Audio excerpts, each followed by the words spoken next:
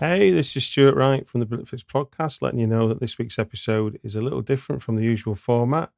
We've got 3 filmmakers previewing their films at Frightfest 2020, so you'll be hearing from Cult of VHS, Midnight PEEPSHOW, and The Ghostwriter. Plus, there's Paul McElvoy of Frightfest fame offering his personal opinion on how to get the best out of attending a festival. On with the show. My name is Rob Preciado, and I'm the director of Cult of VHS. The Cult of VHS is a feature-length documentary. It's a love letter to the VHS format that most of us grew up with, and it features interviews with collectors, film directors, and VHS enthusiasts. And we have different things that the documentary covers, us like VHS art. Of course, we had to talk about the video nasties, and yeah, it's a nostalgic kind of a documentary, but I think it's also like a very interesting group of people. The initial idea I had is I wanted to make a documentary that had like this global vision of the VHS format and the pop culture around it. But as the documentary, as I was developing the documentary and starting, to getting to know this group of people.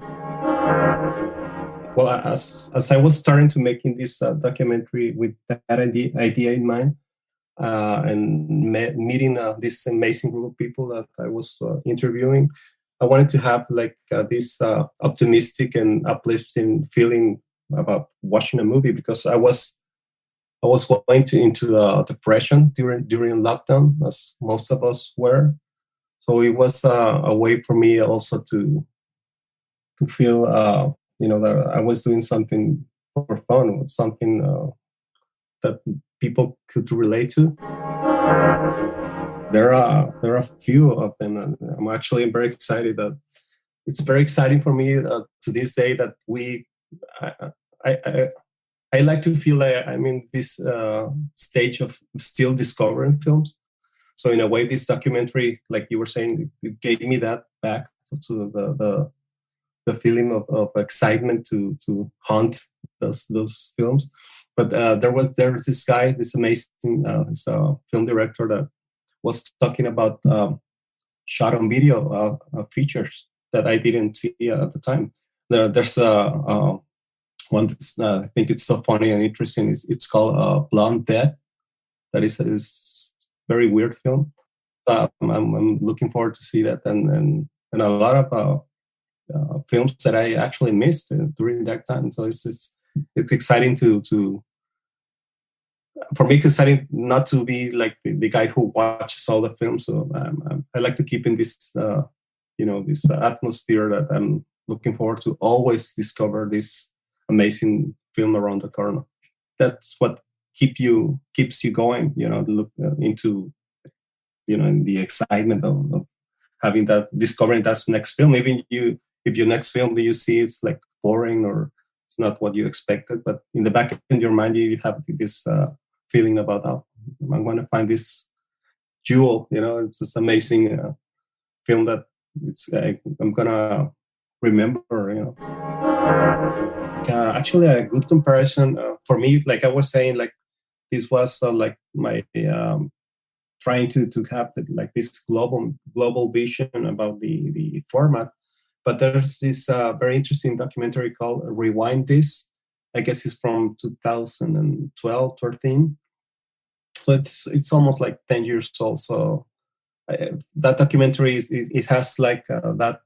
They were interviewing people from Japan and actually, I guess, from England. So that would be like a good comparison, because most of the documentaries are more like have like this American take on the subject. So Rewind This, I would highly recommend that documentary. My favorite memory about shooting a documentary, I guess it was when I was interviewing like Graham Humphreys, the famous artist, for the iconic posters from the 80s. And it was very exciting for me. I was blown away that we were talking about, the Evil Dead movies. And he made like this amazing artwork for Nightmare on Elm Street. So I was thrilled to have him. And he was so sweet, very kind, and it was amazing. And another favorite moment would be like we were interviewing this guy from Spain that he collects like workout videos. He was we were laughing the whole shoot with this guy. So that were, I think, the next moments that I remember at the top of my head. The moment I'm looking forward to seeing the most with an audience is actually, like I was saying, this guy from Spain. I don't know how the audience would react to this, to his interview, because it's in another language, but I think it's still funny, and that's one the most I'm looking forward to. And there's this amazing guy who actually his name is Kevin Martin, and he has like this actual video store in Canada. So this guy is very passionate. I won't say much about him, so you can discover his story in the film. But that guy is so passionate and amazing also. So I wonder how the audience will take him, I wonder how the audience will react to him also. I don't have like any tips on festival, because it's my actual big international festival. So I'm open to hear more from you for like tips for rookies, or I don't have like a much of experience, but I'm very excited to be one of the most important, amazing film festivals like Frightfest. I am Airell Anthony Hayles, and I'm producer on the film Midnight Peep Show, co-screenwriter and director of the segment Personal Space. Midnight Peep Show, in brief, is about a man who stumbles across a phantom peep show booth in London's Soho. He finds it, or it finds him, and inside, through the peephole, 3 separate booths show him a story about sexual fantasies that go wrong. The third is his own story.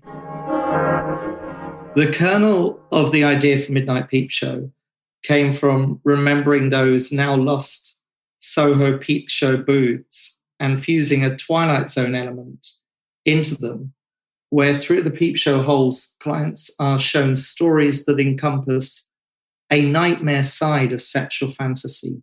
So there was a desire also to ramp up the horror within that concept. So some recent horror we feel could cut a little bit deeper. We love things like David Cronenberg, and we just wanted to plunge a little deeper into the darkness, really. A key influence, rather than comparison to the film, would be a number of things, from Gaspar Noé's Climax, which we all loved at Frightfest, to Eyes Wide Shut, to The Twilight Zone, to Black Mirror, extreme cinema in general, be that psychological extremes seen in films like Funny Games, or the blood-soaked extremes of Dario Argento, or the uncanny mood extremes of David Lynch. My favourite memory of the Midnight Peep Show shoot was having a curry with Zach Galligan from Gremlins. So he was the voice of our games master in the Centre story. I love Gremlins, and I really love curry too. So a curry with Billy from Gremlins was too much for my brain to take. There are lots of moments that I'm looking forward to seeing with an audience in Midnight Peep Show. Without wanting to put any part of the film under pressure, let's just say that I believe there is something for everyone in here, moment-wise.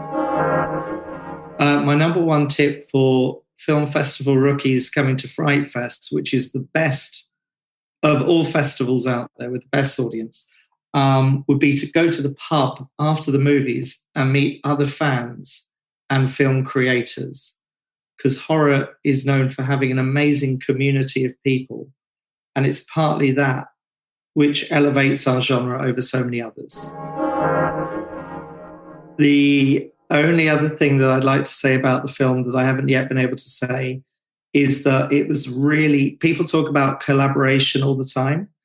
And when you got 4 directors as part of a horror portmanteau exploring the dark side of sexual fantasy, that is really needed for a topic like that and for the breadth of creative scale needed. So it was really fun to have 4 directors kind of pour their dark hearts into this Valentine to the dark side.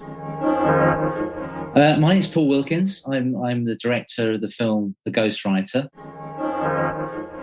The Ghostwriter is about a failed novelist who's been told by his agent he's in last chance saloon. He needs a hit novel in order to save his career. So he decides to decamp back to his old family home where his father had died under mysterious circumstances. And his father was a very successful writer.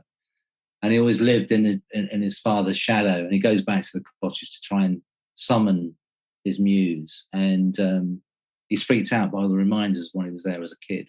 And so he struggles to get this thing going. And then one night he gets very drunk and he discovers this unfinished manuscript, which turns out to be his father's unfinished novel. And he decides it's much better than anything he can write himself. So he decides to plagiarize it. And as soon as he does that, the characters from the book come to life to haunt him.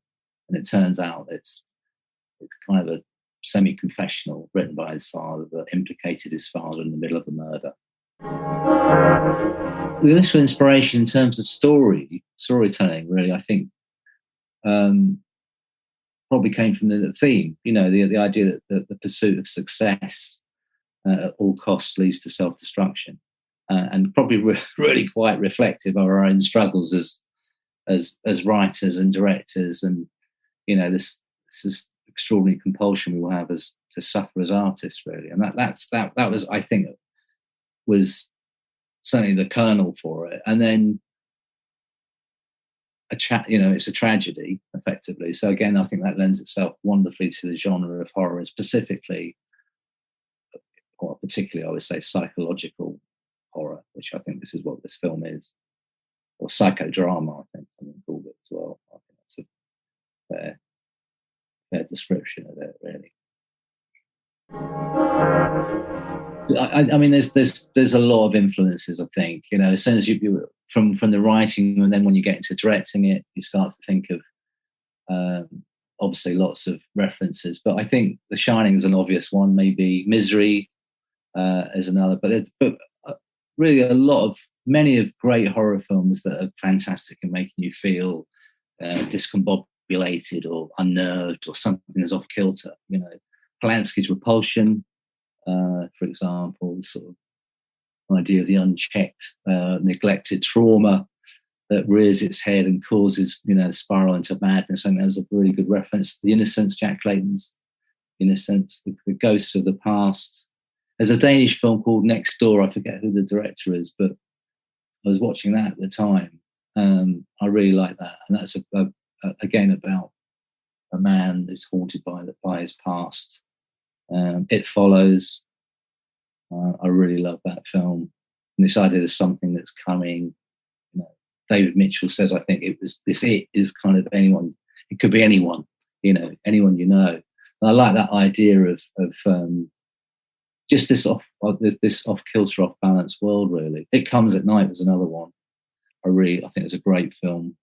Trey Schultz, director. So a lot of stuff, really. But I just kind of, what I'm like is when I'm doing a project, I just dig and excavate and try and find references that resonate from all sorts of places, really. But I could probably go on and on about that, if I'm honest. Don't Look Now. I don't know if it's even. I can't say I'm not influenced by that. I don't know if it's in the film, but for me, it's one of the greatest horror films ever made.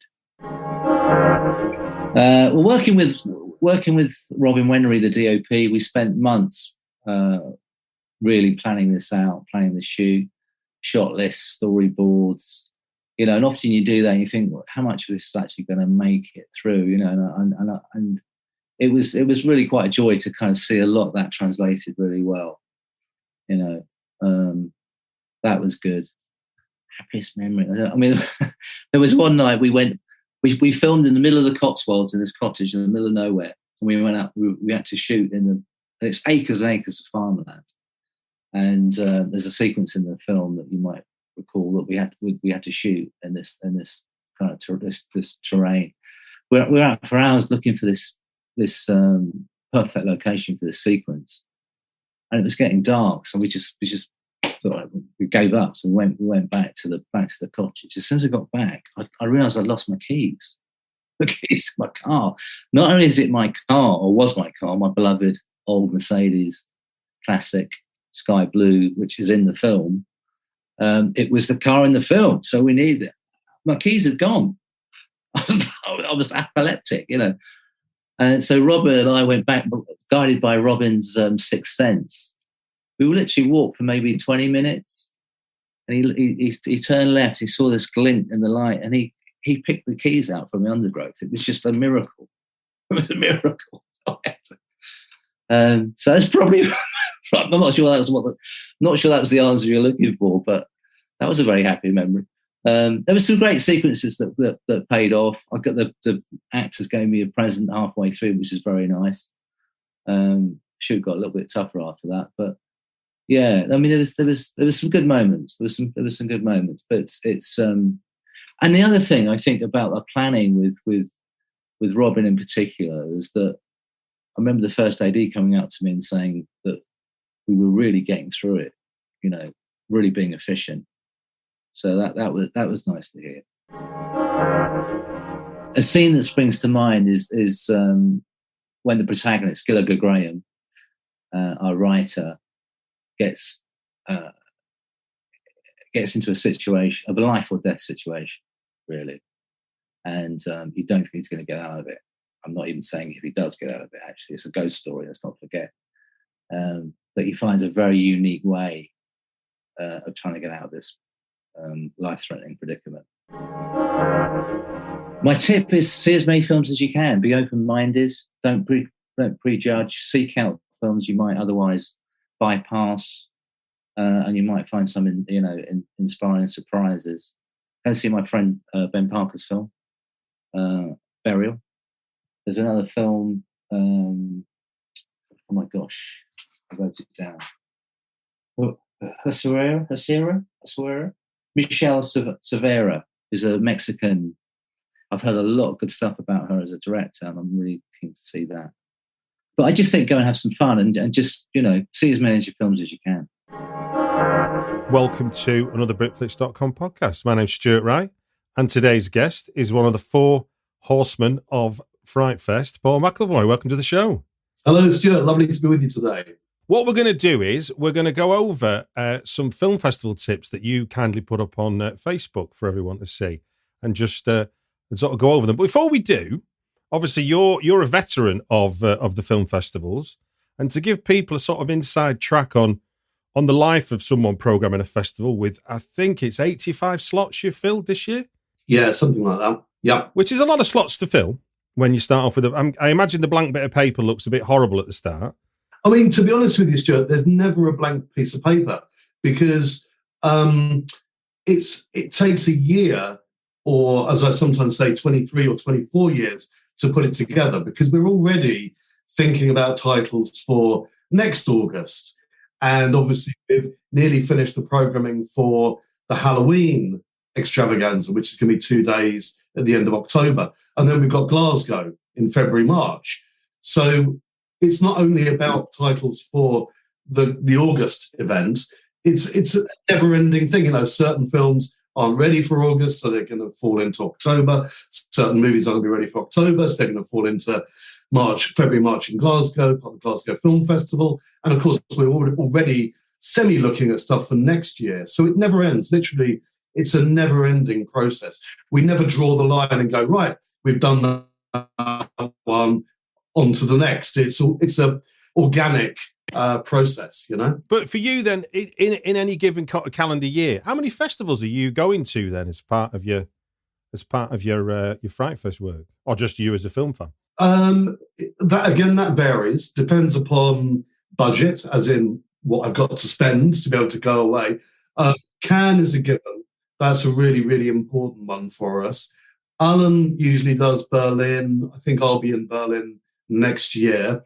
Obviously, we do love to attend and support as many other genre events worldwide as we possibly can. Everything from Sitges and in certain years, Fantastic Fest, or Toronto with Midnight Madness. And obviously there's a lot of UK festivals that have sprung up now as well. I know Ian did the rounds last year. He went and visited quite a few of the northern festivals as well, because we like to support as much as possible, although people think it's a very political game, which it can be, for people fighting over premierships and stuff like that. It's actually much more of a supportive network, where when it comes to Cannes, I have meetings with Peter Kaplowski, who runs Midnight Madness, and Angel, who's the festival director of Sitges, and we each bring to the table movies that we've seen, ones that we're going to premiere, ones that they're going to premiere. So it's a beautiful kind of global community. We're all fans at heart, and we share information, we share films, and we share programming tips as much as possible. Like you say, it's a rolling program, but I'm guessing in any given year, there's always room for that surprise discovery, the film you didn't know was coming, and then you're like, this is the film for us. Yeah, I mean, definitely, there's loads like that. I mean, there's so many. Buy one, get one for $1 at McDonald's. Or as we like to call it, the can't have just one deal. Mix and match a sausage biscuit, sausage McGriddles, McChicken biscuit, chicken McGriddles, or crispy hash browns. Want 2 sausage biscuits? Buy one, get one for $1. Want a sausage biscuit and hash browns? That's cool too. Choose more of what you love. Buy one, get one for $1 at McDonald's. Prices and participation may vary. Valid for item of equal or lesser value. Cannot be combined with combo meal. So many that we didn't expect to get, or it took us a lot of fighting, a lot of hard work to be able to secure the premieres of certain of the films. So, yeah. But even just unearthing something, never mind the sort of competitive side of it, but just, that gem that you didn't even know existed kind of thing. Oh, of course. I mean, that's why our submissions process primarily is through Film Freeway for brand new films, ones that from filmmakers we don't know their works. And this year, for example, every year, it's like sifting for gold. Myself and Alan watch the lion's share of the Film Freeway stuff. Ian Rattray takes care primarily of the UK stuff because he's looking for the blood talent pieces. But it's always a great thing when you discover a film from a filmmaker or from a country that we weren't aware of, and we watch it and we're like, wow, yeah, it's in. It's great. I mean, amazing.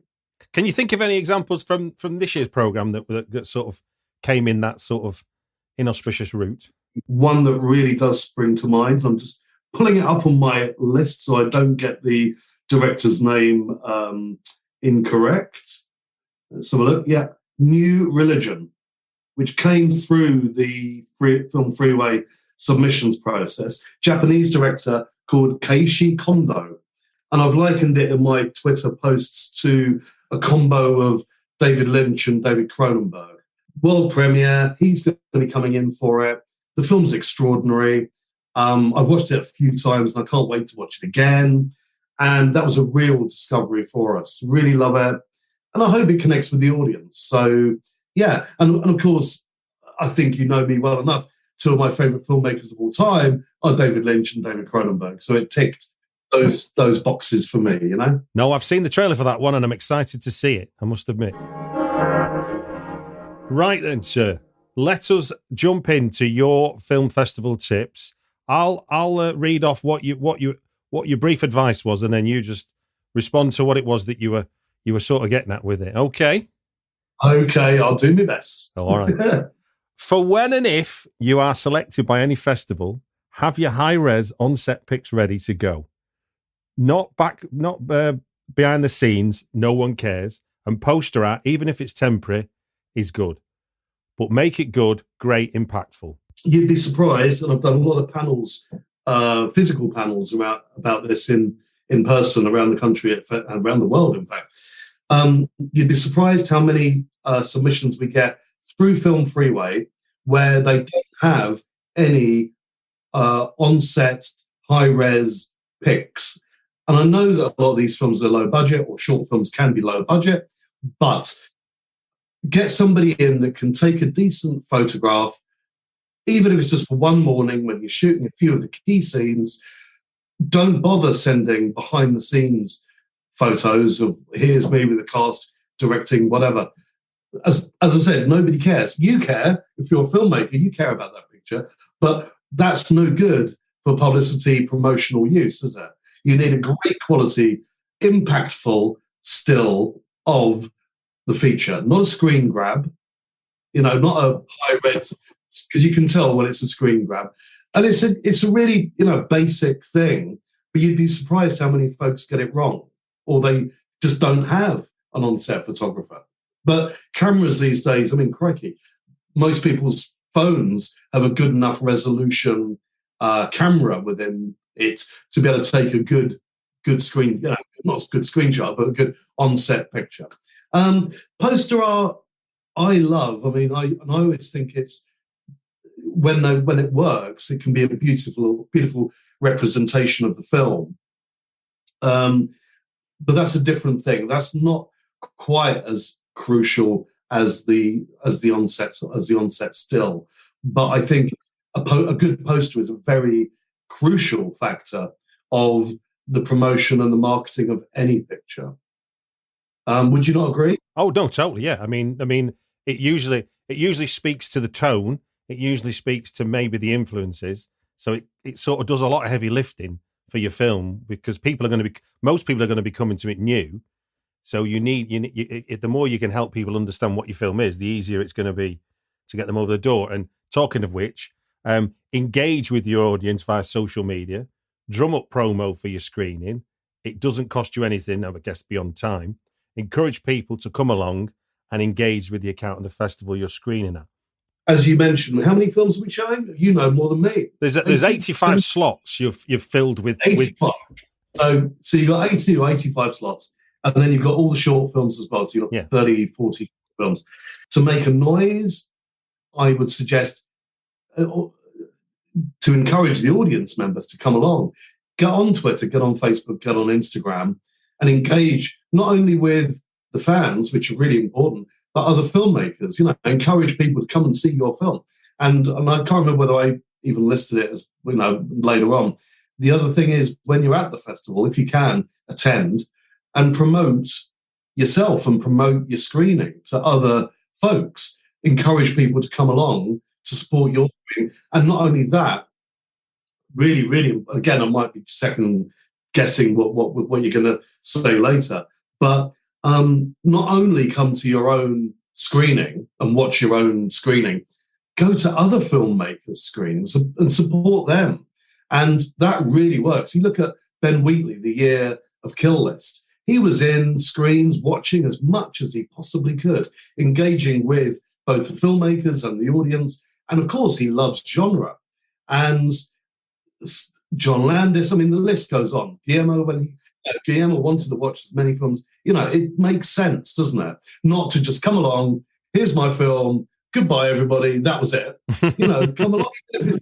If it's just hanging out over a few beers. But it's more important, isn't it, to support and encourage other filmmakers' works.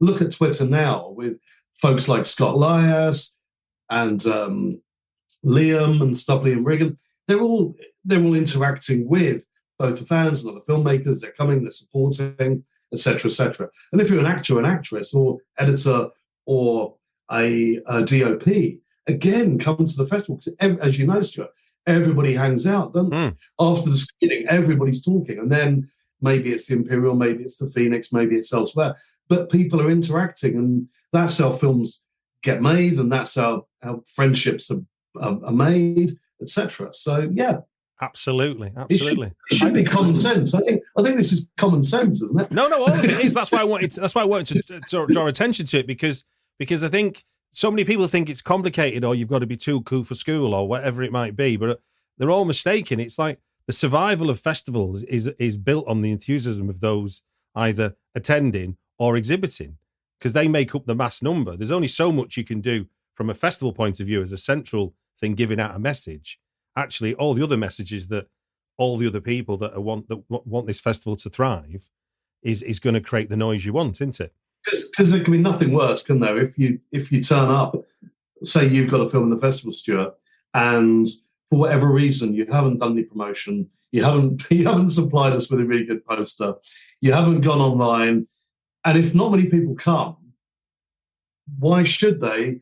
Because we try and encourage as many people to come as possible. But we can't do all of the work. You have to, you can't be sat there saying, well, why is it so quiet when you've done fuck all to promote Absolutely. your own gig, Well, look, you nicely covered number 3 there, which was support. The next one is still linked to promo. So if you can or can't attend, then send or bring some promo stuff. Badges, T-shirts, posters, anything. Even something tiny can make a massive difference. I mean, badges are always really good, as I gave the quote with Here Comes Hell. But look at the Retaliators last year, because the marketing department behind that were they come from the music background. They understand the importance of merchandise. So they sent us like 1,000 caps and 1,000 T-shirts, and it was like amazing merch. But honestly, I know that not everybody can afford 1,000 caps and 1,000 T-shirts and 1,000 of this. But pin badges or postcards or posters do not cost a fortune. Even T-shirts, if you get enough made, they're not going to break the bank, are they? So yeah, just promote. Again, it's all great promotion, isn't it? Great publicity. Imagine if it rained. Imagine if it rains this year, like it always does in Cannes, although it didn't this year. If you produced, this is doing the Cannes route now. Imagine you've got a film in Cannes, or a film that you're trying to get finance for or whatever, and you can afford to make 5,000 umbrellas, and you give them away in Cannes. So everybody in Cannes's got the umbrella for your film, right? Same at Frightfest. It's probably going to rain at least one of the days. If you want to produce an umbrella for us to give out, which would be promoting your film, everybody's going to have your film, whatever it may be, in their hands. But it's down to budget, I guess. I know this from other festival programs I've spoken to and festivals I've attended. Don't keep chasing, badgering about whether your film has been selected or not. And don't be upset or take it personally if you aren't selected. There are always reasons why. It's a really difficult one, isn't it? Because obviously, if you put your heart, soul, money, passion, time into producing something, you're going to take things personally if you're not selected. But angry emails do not help, do they? And also persistent emails as to why, what were you thinking, etc. Sometimes it's like in life, isn't it? If you go for a job interview, you can't really fire off an email saying, why the hell did you select me for this job?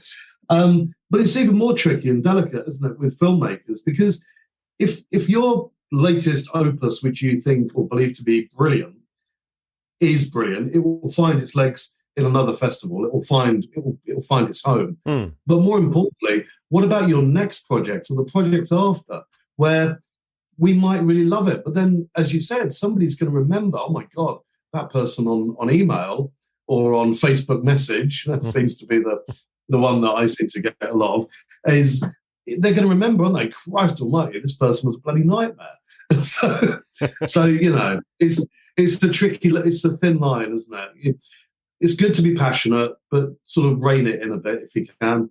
Yeah, no, that makes sense. For short filmmakers especially, if you don't get selected and you can attend, then you can see what the programmer has selected, and then that can maybe inform what you do next.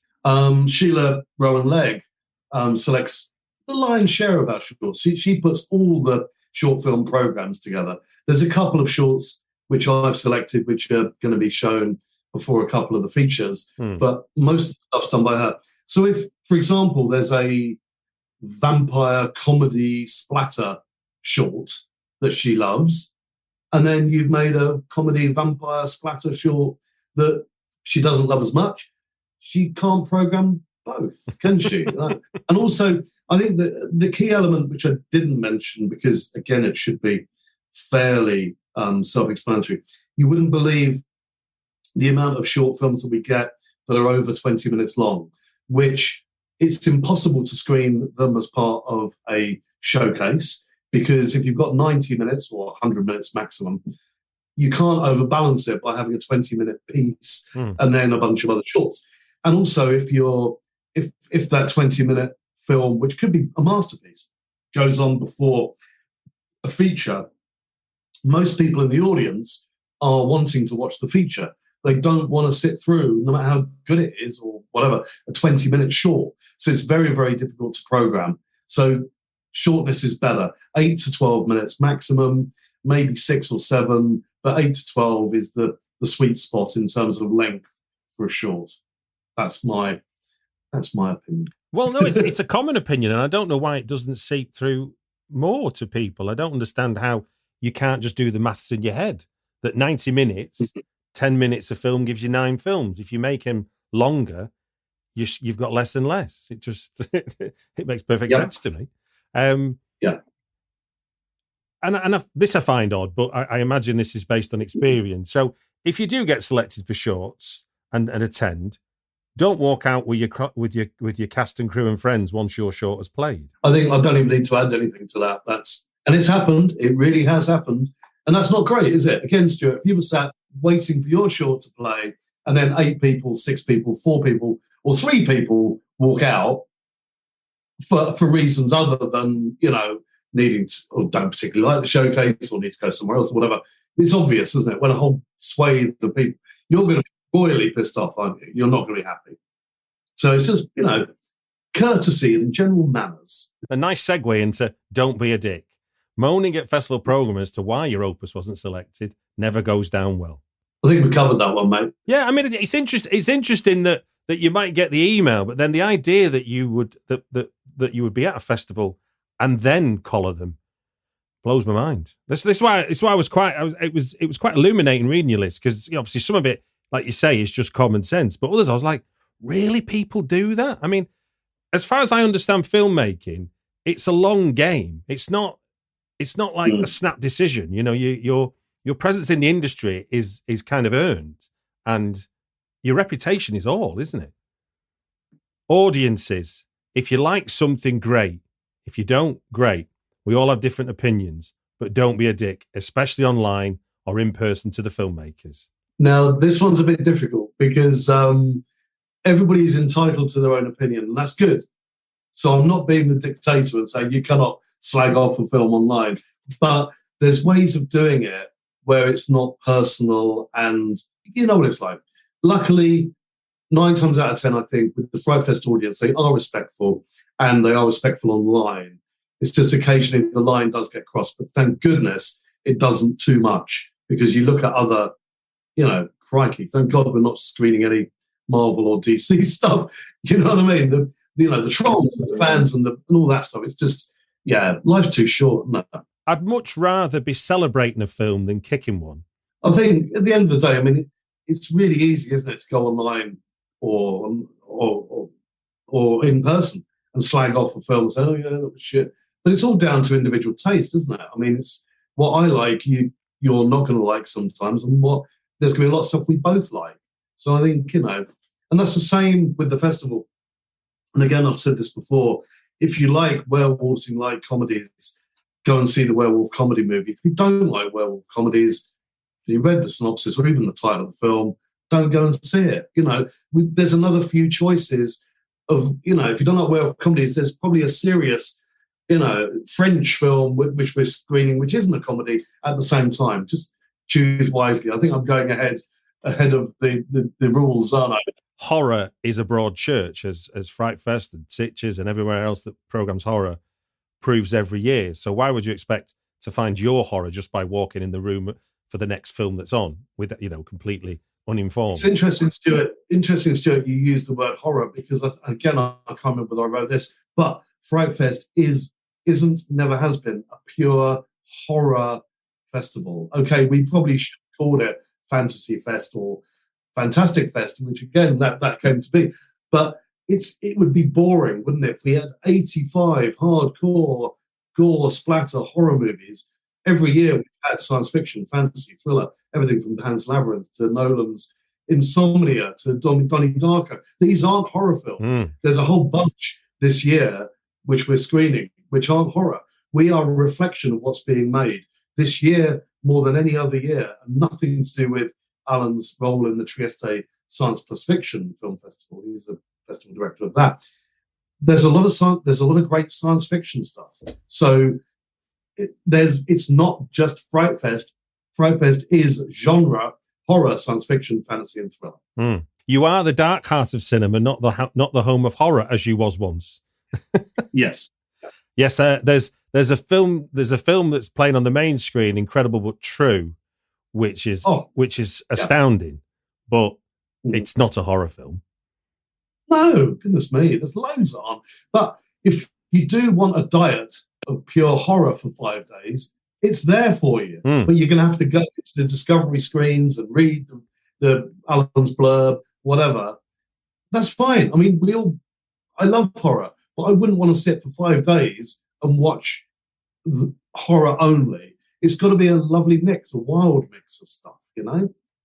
Now, this is one of the reasons why I guess a lot of people come back to Frightfest and other festivals that they're loyal to is be kind, online, in person, say hello to the person in the queue next to you, sat beside you, smile if you're too shy.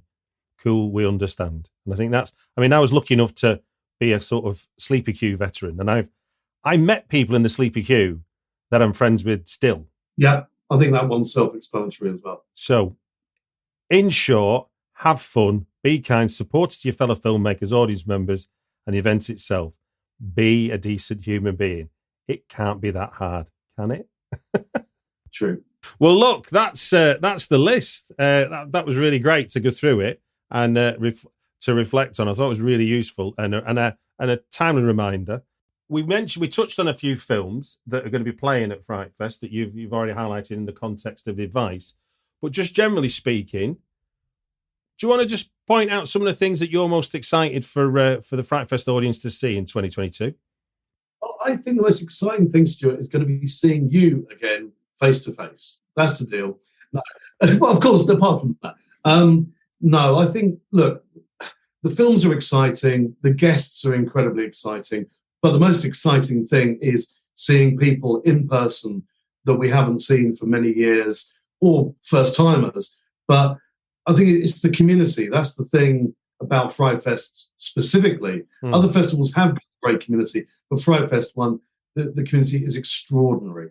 So that's what I can't wait for, is the Thursday night when everybody's coming back together or coming there for the first time. An electrifying atmosphere. The films are great. I mean, we've got some amazing stuff and amazing films this year. Way too many to even list off. Otherwise, we'll be here all day and all night. But no, I just want people to have a really good time. I think it's going to be wonderful this year. Indeed. Well, look, it does now give me a great pleasure to say thank you very much for giving us your time on the Britflicks podcast. Thank you so much, Stuart. Great to spend some time with you. Can't wait to see you in person